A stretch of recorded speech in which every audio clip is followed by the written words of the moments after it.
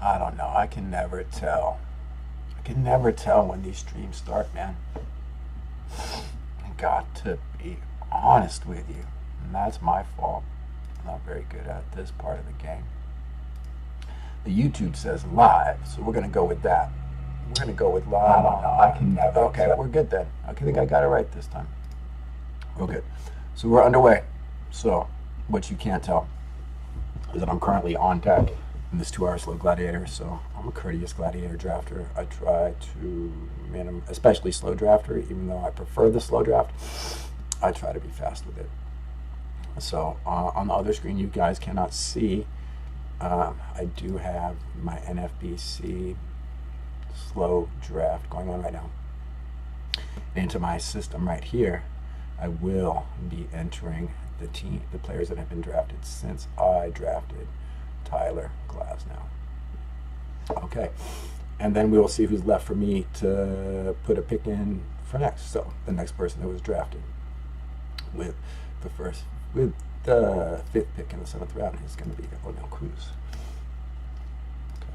Now, every time I put these in, this is how my sheet works, right? You put them in here, these autofill. So you just need to have a list. And here it is on the NFBC right there. There it is, the list. O'Neill Cruz. Okay, next was Austin Riley. These are both players who had fallen. Were definitely fallers at this point. Austin Riley. Here's a sensible pick. Tyler Soderstrom. That is a sensible pick. That is a guy. There's not too much position flexibility that you really cover in a gladiator, but I guess you would cover Tyler Soderstrom's positional flexibility. That first base outfield, I had that in the draft I was just in, where I was able. Chase Burns was drafted next. Chase Burns, where I was able to use the fact that Saya Suzuki. So these autofill. Back to Soderstrom.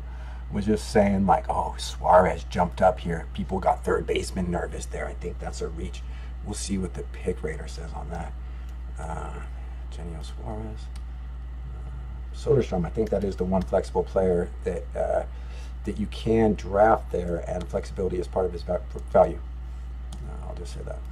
I want some of my thoughts on that. I don't want to go too far in the weeds.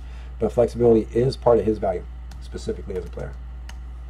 Listen, I think this is too early for Jeff Hoffman. Do you have inside info on that? I don't know. I mean, listen. I know the numbers. The rest of y'all know the baseball. I don't even know the numbers. But the rest of y'all know the baseball. So I listen to y'all, and I make these ideas of just trying to beat you guys in the room. This is my only idea. Trevor McGill went next. See, you guys are going closers now. They're going for, this is straight up spec closers in the 7th and 8th rounds. Here's Palencia. I would have taken Palencia in front of either of those guys, but I wouldn't have taken this early. I think this is nervousness. I saw a team in the money that had like 40 saves. So, and I keep thinking that in the back of my head. That was like, I don't know, look it up. It was in the money though, top 25 teams, so that means it's not that far off. That means something else went right. It didn't matter that it was only 40 saves. That team would have been higher. That's something else probably gone right. But yeah, I think about that team with 40 saves. I think that's really, I haven't really examined it. I saw that when I was making my Corey Seager next. That's a weird one. I guess that's position. People want that shortstop. Okay, so it's coming up to me here. Let's make sure I got everybody in there. Corey Seager. Michael Harris was next. Michael Harris. Michael Harris is in there. Bo Bichette is in there. Will Smith is next. There's a catcher pick. I think that's probably a smart pick there. Will Smith. Okay, and then okay, so I'm on deck. I'm 4, so I'm on deck.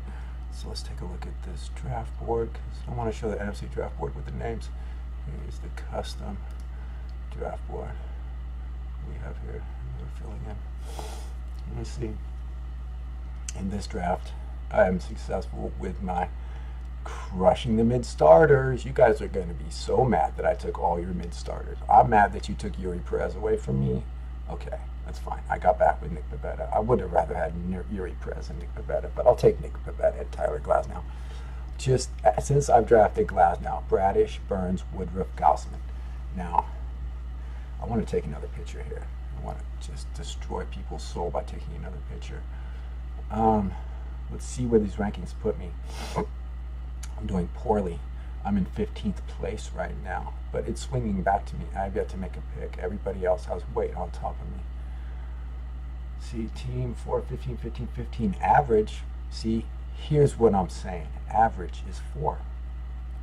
That's what I'm saying. That's where average starts to show. After you get this many picks in, totals are something different because of the variance of players and the reason why you would draft them. But the average is okay. Anyway, so that's where we're at. Okay, I'm still not picking yet. So let's come back. Let me just show you how I get to having these numbers right here. Okay. So these numbers that I use to draft from, these are my numbers. Those are also the numbers that fill my remaining players.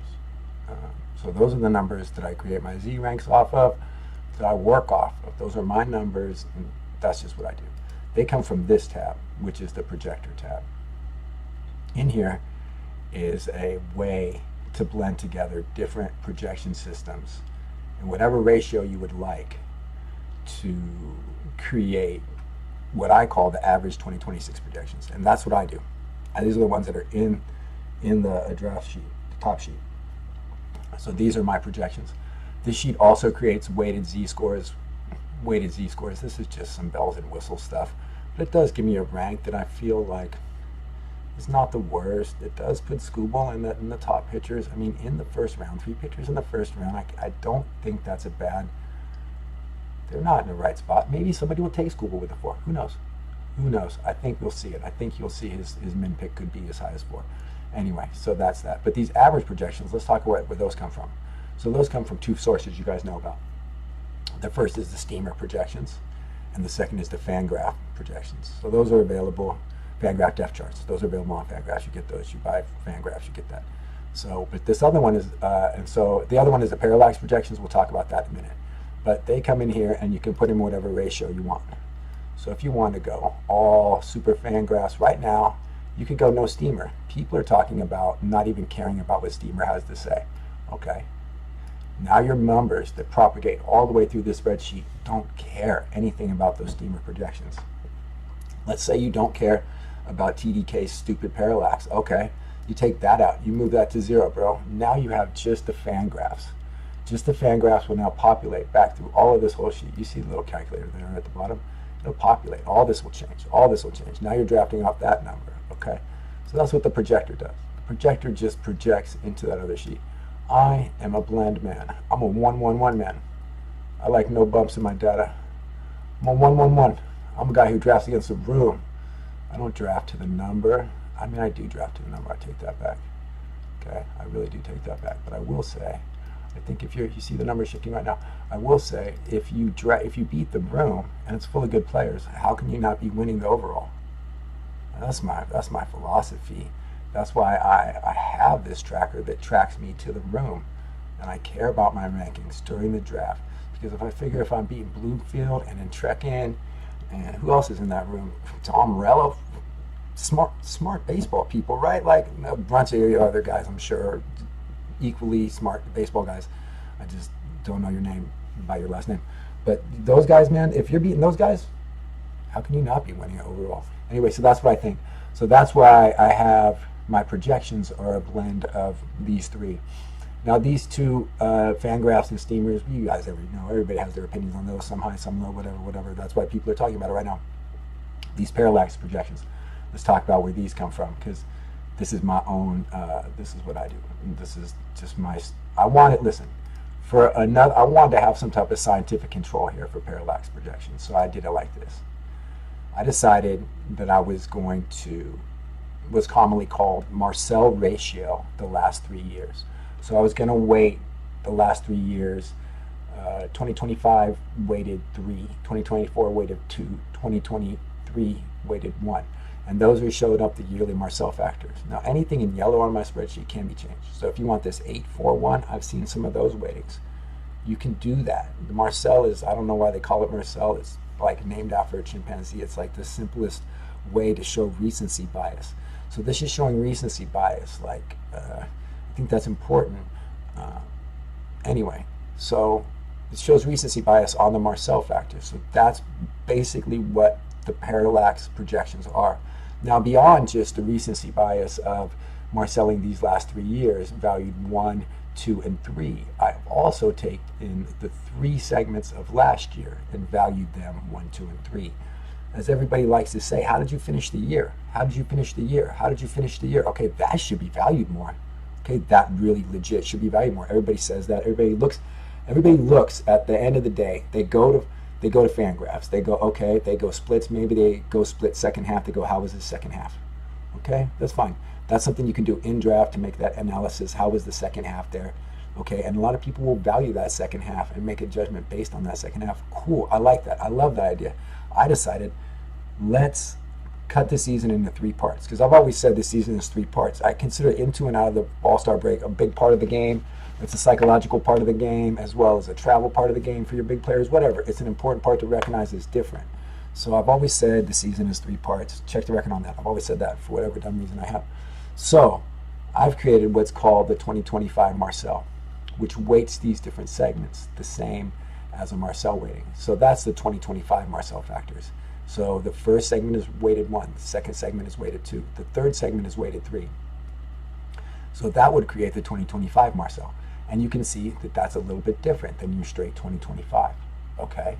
You can see that the numbers come out a little differently when you weight it in terms of performance based upon those weights in those segments of the season, okay? It does come out differently. So I think that does put more value on that last third of the season. And that shows durability, finishing, all these things, all these like kind of factors that are hard to, like, was your team in the playoffs? Were you being rested? All these things are kind of like just kind of washed into it and kind of factored over if you just value them in thirds of the season. So I decided to do that. So then in terms of how I get to what I break down to create my projections from, my parallax projections, I take 2023, 2024, and 2025 Marcel, and I break that down to either, this is pitchers, so this is by innings pitched. The other one would be by plate appearances for hitters. I break that down to per innings pitched, and then I project that over the Marcel innings.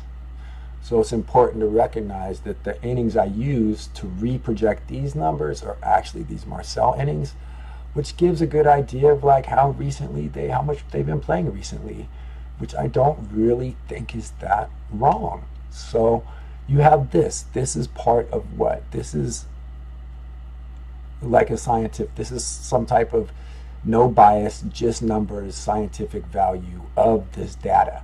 And the only thing you're doing is changing these ratios of it to each other, okay? That's it. So that gives you type of a baseline. And I just want to have a baseline moving forward year to year to say this is not the steamer projections or not this, but like this is the projections going into the year that it would show with these last 3 years. So I'm gonna keep a record of this. This is all just for me to keep a record and get better all the time, right? So those ratios are put in here, the Marcel ratios. Okay, we'll talk a little bit more about that, okay? That's it, that's all that happens here. Oh no, then we'll talk about age regression right here. So these projections are Marceled. So this is, projection is already Marcel. 2026 projection is already broken down through the Marcel process. Now what you need to do is you need to regress it to the mean, and then you also need to put an age weight on it. So that's what this is. So you'll see that these are different as well. Some of these players, like straight up, don't have any regression factors put on them at all because they're so good. Like you can see right here, here's 127 hits, here's 126 hits. See, these good players aren't going to regress by that much. Look at Scooble's ERA. He's going to hit it after the age regression, after these 2026 projections from those last 3 years, and then you regress it through the age factors, and you use the same innings pitched. He's going to give up a little more hits, so you're going to get this value here, which is those projections, and then they regress to the means, and then added for age. And the mean is just over here. That's what this chart is, total pitched innings last 3 years. And then this, also, this, I figure why not Marcel this? So this Marcel's weight is right here. So what it's projecting for its, what it's projecting to use over here is from here.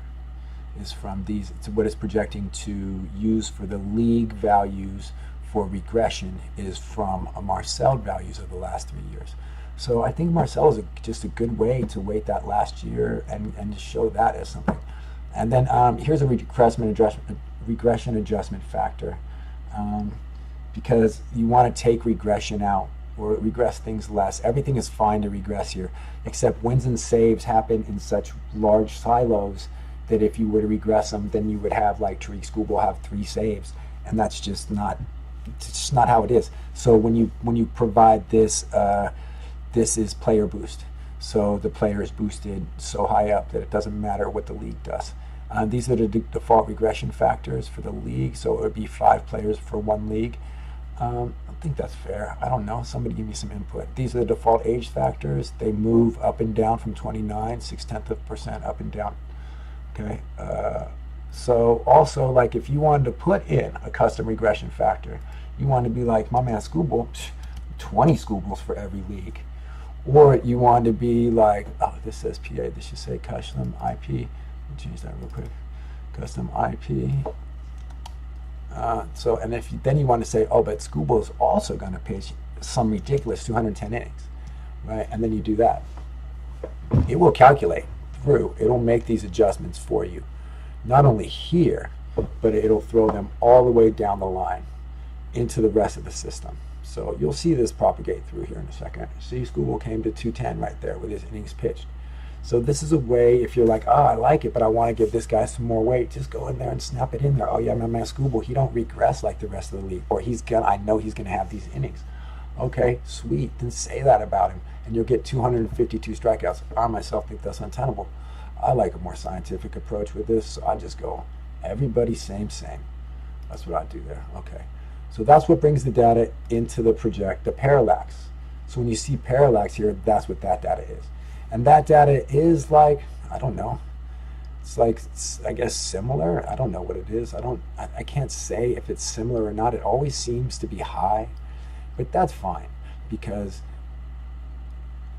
I'm going to bring it in and I'm going to average it. So when I average it, I don't really care if it's high, you know. Sometimes it's not high. And I think, like, look right here, innings pitched, Crochet, 151 innings. That's what his Marcel average over the last 3 years, and that's injury, usage, all of that. Okay, he's on a better team now, whatever. 195 from Fangraphs and 193 for Steamer. That means it still puts me Crochet, and so I'm calculating that. Part of where I value Crochet is at 179 innings, because it's the average of those guys. And I still have him at the 8. So I do like having these different average at different values. Anyway, that's what I do with the projector there. Let me see. So I'm ready. That's what I do. So I have all my data. This is all just the data trove right here. These, in fact, are the players I'm still looking to get. I'll get them soon. Just haven't really been diligent on that. This is just data trove, whatever. Oh, it is the current NFBC Gladiator ADP as of whatever this day is. So yeah, so projector set up. So projector gives you this number. Projector gives you that number. And so I feel like that's a fair representation of the players. So it doesn't even matter if it's high or low. It doesn't even matter if as long as it's all one way or the other. That's really all I care about, right? And I think it's a reasonable approximation anyway. But all I care about is whether it's equal, if the data is treated equally. Because all I'm trying to do is beat the smart players in the room. That's all I'm trying to do. I figure that's the best way to win not only the room, but the overall. All right, cool. So here we come back, and it's my turn to put a pick in to draft. Now I'm on the clock, and I try to have high Gladiator 2-hour courtesy. And I don't like to set my autos more than 2 picks ahead, but I have an opportunity right now. It would be a nice time to do it in the middle of the day. I will hit an auto here in a minute. And you're seeing the same available players here as are available in the NFBC draft room that you can't see because, you know, this is courtesy. You're not supposed to show that. So this is the same draft board that the NFBC shows. It's just my style, same one. Just remade it. So I mean, like I said, I went nuts here, just absolutely nuts with these mid-level starters, and I think this is the way to go. I honestly think the thing to do right now is to draft a catcher and then to draft 2 more pitchers and to be done. And to be just done with starters. Look, I would have 30-30 Soto guaranteed, maybe more than that. Pete Crow, upside. Zach Neto, he's got upside. I could see him. I would never say nothing like the #1 shortstop in baseball, especially with Bobby Witt and Ellie De La Cruz and the 3 guys. Look at Francisco Lindor, Gunnar Henderson in front of him, but he's in that conversation. He gets healthy and he gets a little more contact. He's in that conversation above 30-30. Okay? He's 60, 70 counters. I like that pick. Joe Ryan, Freddy Peralta, Nick Pivetta, Tyler Glasnow. I mean, damn. Just give me a bunch of mids. Those aren't even mids. Those are mid-plus. Show me somebody else who stacks as many mid-plus and mid-plus strikeouts in this league. You don't see it. I don't see it. These people are feeling cornered right now. I would have taken Yuri Perez, Nick Pivetta, and any of these guys, including Tyler Glasnow at the 117, just to go 5 pitchers in a row.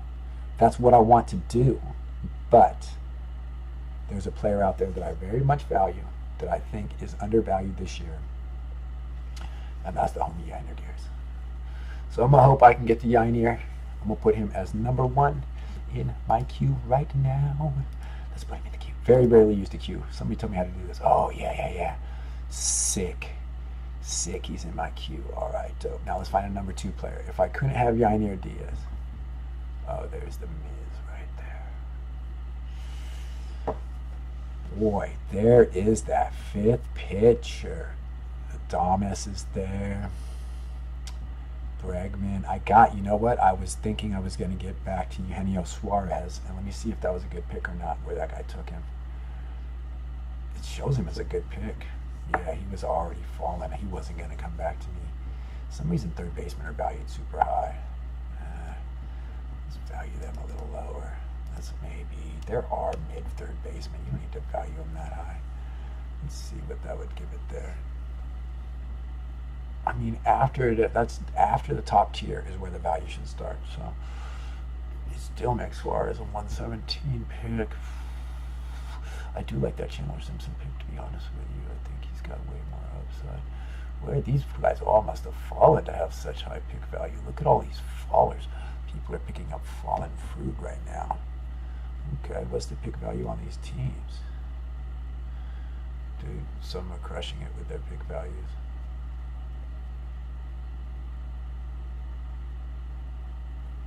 I don't think that really plays until round 10. I do like to look at it though. Man, so I guess I'll take Yainer. If it clicks right now, I'll take Yainer.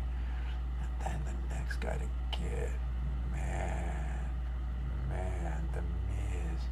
What big number is this? 117. The Miz. Lodolo or the Miz. Oh, that's a tough one. I don't like any of these hitters here. Yainer, I like him. Yelich, you don't want to play him. Bregman, I will not have Alex Bregman on my team, period. You see this, okay, Willie Adames already got a shortstop. Teoscar Hernandez, you see this number right here? All these numbers, I like these ones over here. I don't like this one. I don't like this one that says 32 right here next to age. I don't like how my man can't catch a line drive.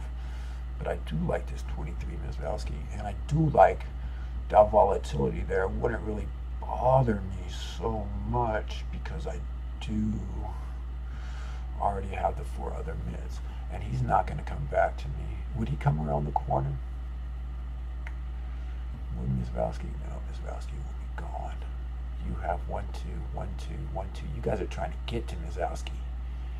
You're trying to get to Mizrowski and Lodolo. Well, one of you got to one of them. Well, maybe not. Maybe this homie here takes, this homie's going to take one of them. So you guys might, listen. Okay, those would be my 2 picks, those pitchers. Right? There's nobody down here. No LV Marte. I'm stoked that I added him on my dynasty team off the waiver wire when that guy was trying to make the playoffs. That was a suck thing for him in that league, but he did win the league. Vinny Lasloelli Marte, I will be protecting him, but I will not be drafting him with the 117 pick. I will consider him with the 124. Do these guys over here have catchers? See, ooh, would this guy take Yainier Diaz? See, here's what Bloomfield was talking about. Will this guy take the player you want? Because he's not going to take him. You spent too much on him here, and you need too much. No, you got your third baseman. You might double up. You're in position to double up. Okay, you could do that. I don't know your name, but that was maybe a strategy some players have. Let me see. You could take catcher. You're not going to take catcher. You're not going to take catcher. You're not going to take catcher. But you would take starter. Judge. See, if I took starter, okay, if I have a chance to take starter here, it'll make this guy nervous to take starter. So he would take starter over catcher, because people don't even value Yainier that high. 114. Ooh, he's valued there. I should just snag him. I don't want to get left behind on catchers, man. He's been my catcher on all my teams. That's also another reason not to take him. Who's after him?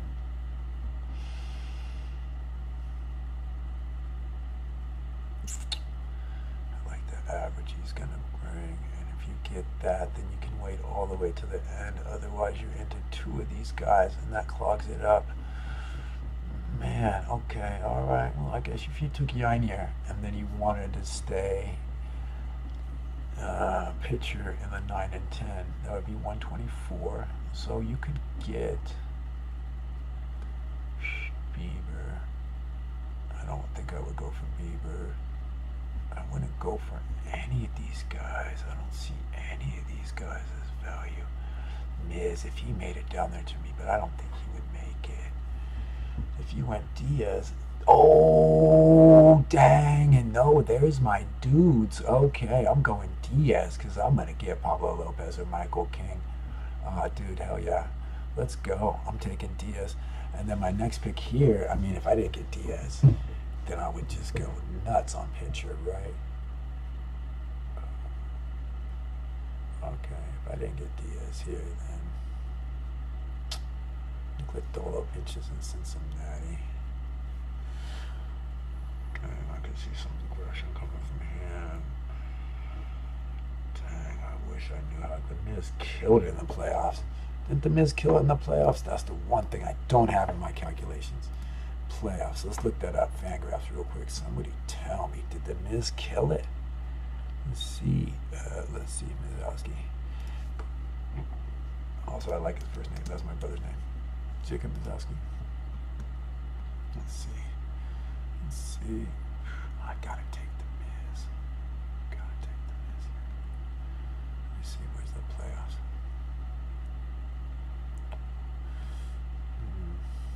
I don't know. I don't even care about that. He's big with his stuff. I might even take him over Yainier Diaz. Because you already got pitchers and he's volatile. So take Yainier and then put Miz in the queue. Jacob Mizowski's in the queue. So that's my queue. So rare queue. Going to set the auto draft right here. Next one round. Boom. Auto drafted. So I'm set auto. So in my queue right now to fill out this team would be either Yainier Diaz or Jacob Mizowski. Yeah, that's my process, man. It's my process. These tools are free. I don't invent anything. I just discover it, just like everybody else, man. Just like everybody else. So I'm autoed out. Let's go. Okay, get one of these 2-hour gladiators because I really think these are one of the ones where you can think most about strategy, understand the other tendencies of the other managers, scarcities, understand players, who's going to go in front of what, when pitcher runs are going to happen. And that does change in DCs and throughout the years. But this early work is in some ways important. I will be drafting DCs later and updating my sheet for DCs. But getting into